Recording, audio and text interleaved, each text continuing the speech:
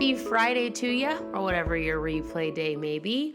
My name is Jamie Grace, and welcome to Fighter Fridays here at imafighter.org, your weekly source of encouragement featuring the stories of everyday people who we call fighters. Now, if you are listening to this via podcast, then you might think, wow, she sounds so official. If you're watching this via video, then you definitely just watched me read that from my computer. I'm still memorizing it, and I have no shame in telling you guys that. Hey, so today's episode is all about feeling alone. We're just gonna go there, guys. We're gonna go to the whole feeling of being alone or feeling alone. And it's something I wanted to talk about for a while, but it was kind of sparked by a question that I got at imafighter.org by a young lady, or from a young lady named Makara. She's 12 years old. And her question is, what do you do if you need someone to talk to and ask questions, but nobody you talk to understands because they haven't been through it? Whew, my goodness, that is something that I've definitely faced before in my life. And I'm pretty sure I'm going to face it again because life is hard and life is not perfect. The first thing that I want to say to Makara is you're not alone.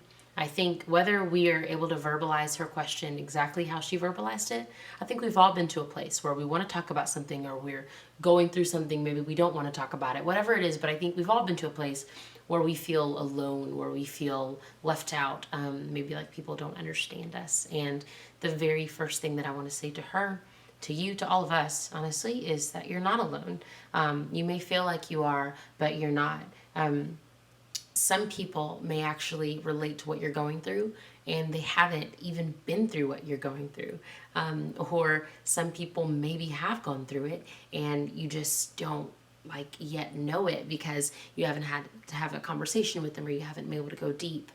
And so first of all, like I said, you're not alone. All of us here at I'm a Fighter, we've all gone through big, crazy, scary stuff, and we are here for you, and we are oftentimes in the same place that you are. But going a little further than that, or maybe even closer than that, let's talk about home. Let's go there real quick. You know, you might have a church that you're a part of, or a youth pastor that you see once a week, or a teacher that you see every day, a parent, an older sibling, a best friend, a neighbor, a cousin, one of the little older people at, maybe if you volunteer at an old folks home. And I know that sounds random, but I actually remember being in high school, middle high school, volunteering at an elderly home.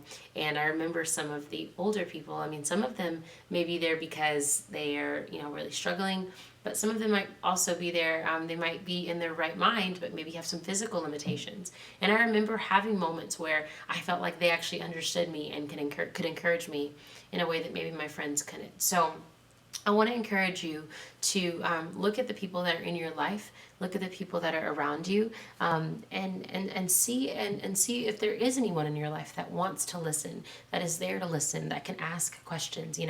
Sometimes needing to feel like you belong and needing to feel like people care and that you matter, it doesn't always mean finding someone whose story is identical to yours, but sometimes it just means someone who is willing to listen. I actually got a text from a friend today, and it was really encouraging.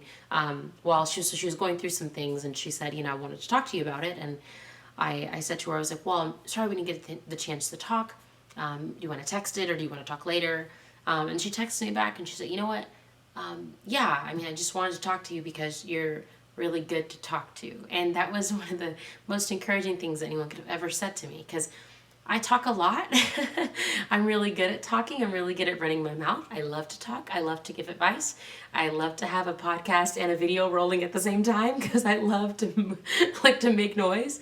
But I also love to listen, and it means a lot to me that people think that I am a good listener and that people think that I am there to listen. And so look out for the people in your life and see if anyone is available to listen, if anyone is available to be there. And if you don't have anyone in your life that you can think of right away, the first suggestion that I would give would be to find a local church that has a pastor or a young adult pastor, someone that you could talk to. I tell people all the time, if you tweet me at Jamie Grace H and you tell me what city and state you live in, I will personally, along with my parents who are pastors, we will find you a church in your area that we maybe haven't been to, but maybe that we can suggest that you try out. I'm not trying to tell everybody to go be duplicate Jamie Grace's. That's not my goal here. But I know that for me, I have definitely found encouragement in talking with a pastor or a Christian counselor, someone that has, just a deeply rooted faith and a way to encourage and be there for you, even if they haven't been through what you've been through. That's been really great. Again, so the next thing would be, I didn't mean to say again, but the next thing would be, if there are people in your life that don't understand what you're going through, but you want them to, this is something that I did when it came to my Tourette syndrome. Explain it to them. Now, I don't know exactly what it is that you're going through, but especially if it's health related, this can oftentimes be very helpful. Write a letter. I did that before. I wrote out a couple sentences, like what Tourette syndrome means, and I gave it to a few of my friends because they didn't understand it, and it was kind of stressful, and they didn't get it when I tried to tell them, and I got really emotional when I tried to tell them. So I wrote it down in almost like a short letter form, and I would give it to them, or I would send them. I would go on YouTube and I would find a video that related to what I was going through, and I would send it to them, and I would say, "Hey, can you please watch this?" Find a documentary. I have some friends. Their daughter was diagnosed with Tourette syndrome, and I gave them a copy of a documentary that really helped me, and they sat down together as a family, and it was really encouraging for them. So, if people don't understand what you're going through, don't assume that they don't want to understand what you're going through. It could easily just be they just don't understand. And so sometimes offering the opportunity for them to understand can be very, very helpful. I wrote this down, so I want to say it verbatim. So to all the people watching video, I'm about to not look at you. But you may find out that even though they haven't been through everything you've been through, they do understand, but just in a different way. Or you'll realize that by explaining it to a loving and trustworthy adult or close friend or mature friend, that they now understand it even though they haven't experienced it and can walk you through it. One of my dearest friends, her name is Amanda, and she doesn't know that I'm talking about her in this. I don't even know if she'll ever see it. But her name is Amanda Grace, ironically. I only have friends with the name Grace, just kidding. But Amanda and I have been friends for a while, and she went through something devastating a few years ago. Her mom passed away, and we actually weren't that close when her mom passed away. We have only gotten close in the last few years, and I remember when that happened, my heart was broken, and I was devastated, and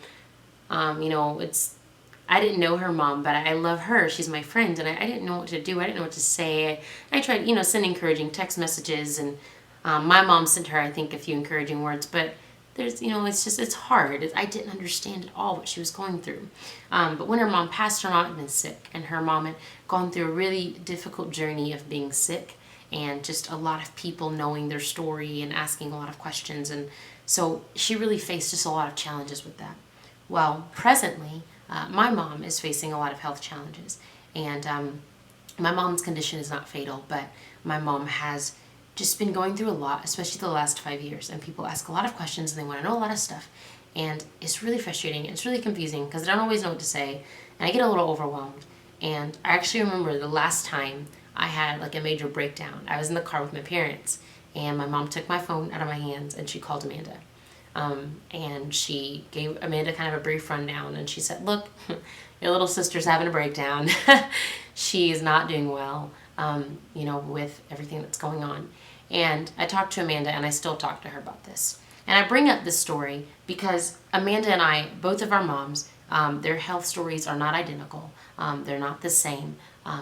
One of our moms is in heaven, one is still on earth, very, very different situations, but at the same time, very similar situations, and we have been able to be there for each other. I don't know how encouraging I've been to Amanda. I think probably a little bit, but she has been so encouraging to me. Just the few conversations that she's had, the words that she has said to me, the prayers that she has prayed over me. It's just really great. Really, I'm really grateful for that. So I say all that to say, you may end up finding an Amanda, and I pray that you do. I pray that you end up finding someone and getting in community with someone and connected with someone, that even if their story is not the same as yours, that in a way they're still able to encourage you and be there for you and hold you when you cry and love on you, and allow people to do that. Don't sit around waiting for someone with an identical story and identical understanding to be a fixer of whatever is going on. understand that we're not always all going to have the same story, but all of us do truly, truly, truly have a story to tell, as Morgan Harper Nichols says. And other people's stories, though different, may truly, truly be something that can bless you and encourage you. So please go out and share your story, because you never know who you can bless. And please don't be afraid to let other people into your life, because you never know how they can bless you. Hey, you may be listening via podcast or watching via video, but either way, I'm so grateful that you join me. Be sure to subscribe so you don't miss a moment. And if you'd like to share your story, make a donation, or read a host of our daily user-submitted stories, visit imafighter.org. Thanks for joining. This is Jamie Grace, and I will see you or talk to you or both in a week. Have a great weekend. Keep fighting.